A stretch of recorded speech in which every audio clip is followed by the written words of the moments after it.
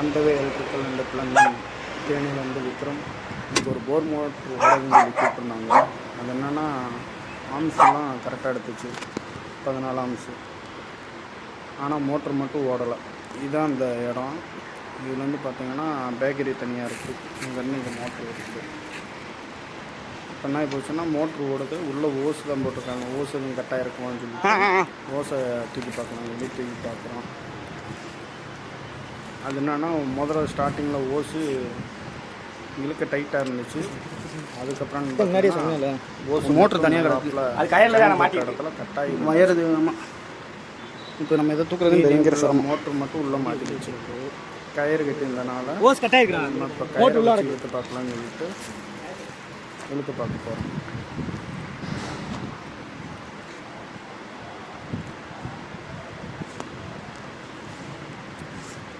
அப்புறம் ஓரளவு தூக்கி எடுத்துட்டோம். மோட்டர் இது கட்டான ஓஸ் ஃப்ரீயாக இருக்கா வெளியே எடுத்தாச்சு. அதுக்கப்புறம் கொஞ்சம் டைட்டாக தான் இருந்துச்சு, ஓரளவு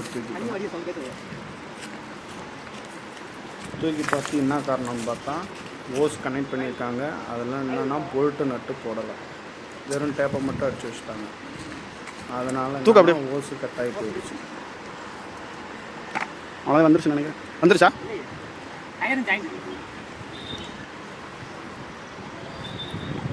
அதுக்கப்புறம் இழுக்கிறதுலாம் கொஞ்சம் கஷ்டப்பட்டு வயரில் நிறையா உள்ளே மாட்டிக்கிடுச்சு. அதனாலே கொஞ்சம் இழுக்கிறதுக்கு கஷ்டப்பட்டு இழுக்க வேண்டியதாகிடுச்சு.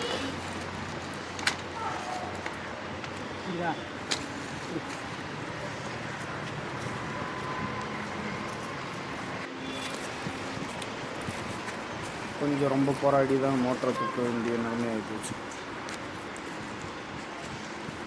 ஏன்னா நிறையா வயர் உள்ளே போய் மாட்டிக்கிடுச்சு. ப்ளஸ் இடையில பாறை வேறு அடிச்சுட்டே இருந்துச்சு. அதனாலேயே ரொம்ப கஷ்டப்படுத்த வேண்டியதாக போச்சு. ஓரளவு கஷ்டப்பட்டு மோட்டரை வெளியில் எடுத்தாச்சு. அதுக்கப்புறம் ஏரியாவில் பார்த்தீங்கன்னா திரும்ப ஓஸ் கலரை ஜாயின் பண்ணிடுவோம்னு சொல்லிட்டு அங்கே கரண்ட் வசதி இல்லாதனால பேப்பர் வச்சு யூஸ் பண்ண வேண்டியதாகிடுச்சு.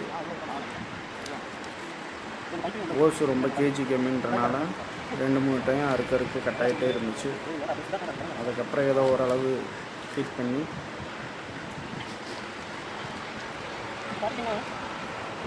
நல்லா பேப்பர் வச்சு ஹீட் பண்ணிடுச்சு.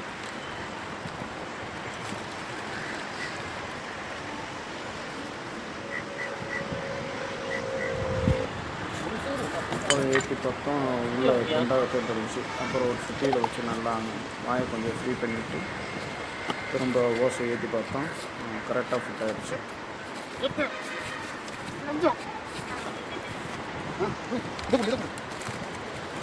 அதுக்கப்புறம் நல்லா தொடச்சி விட்டுட்டு ஹீட்லாம் பண்ணி இறங்கினதுக்கப்புறம் திரும்ப நம்ம போல்ட் நட்டு போட்டு மாட்டி விட்டோம்.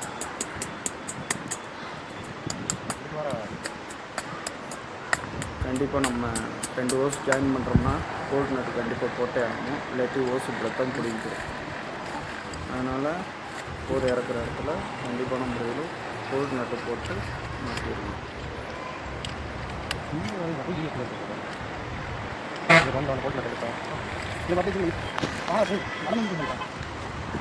இந்த மாதிரி போல்ட் நட்டு போட்டு பக்காவாக ஏற்றிடுங்க. அப்போ தான் கரெக்டாக. அது போக என்னென்னா வயர் ஜாயிண்ட்டுக்கு நம்ம கீழே இருக்கும்போது பாறையில் கீரையில் உரசுன்னு சொல்லிட்டு வயர் ஜாயிண்ட் இருக்கிற இடத்துல மட்டும் ஒரு வாட்டர் டியூப்பு நாம் நார்மல் 1 இன்ச் ஓசு தான் அங்கே கிடச்சிச்சு. அதனால் இந்த டியூப்பை வச்சு நல்லா கட்டி அதுக்கப்புறம் தான் நம்ம மோட்டரை இறக்க போகிறோம். ஓசை மட்டும் மாட்டினா பத்தாது, அதில் நல்லா கயிறை போட்டுக்கிட்டனாத்து ஓசை அங்கிட்டு மட்டும் போகாமல் ஒரே இடத்துல இருக்கும். நம்ம ஜாயின் போட்ட வயர்கிட்டே இருக்கும். அதனால் நீங்கள் ஜாயிண்ட் அடிக்கிற இடத்துல இந்த மாதிரி போட்டிங்கன்னா கொஞ்சம் பெட்டராக இருக்கும். அதாவது காயங்கையும் படாமல் இருக்கும். அதுக்கப்புறம் இருக்கிற கயிறுலாம் கட் பண்ணி விட்டு அந்த இடத்துல டேப் அடிச்சிட்டோம்னா இன்னும் பெட்டராக இருக்கும்.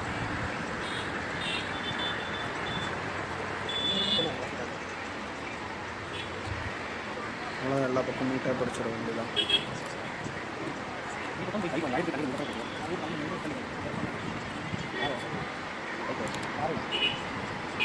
டேப் அடிச்சு அப்படியே மோட்டர் இறக்குற வேலை தான்.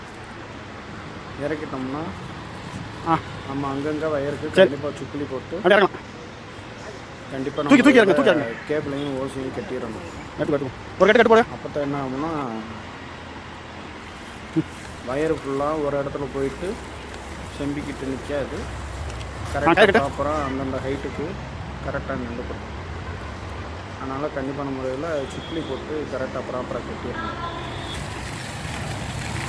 அவ்வளோ மோட்டர் ஓட்டி விட்டாச்சு.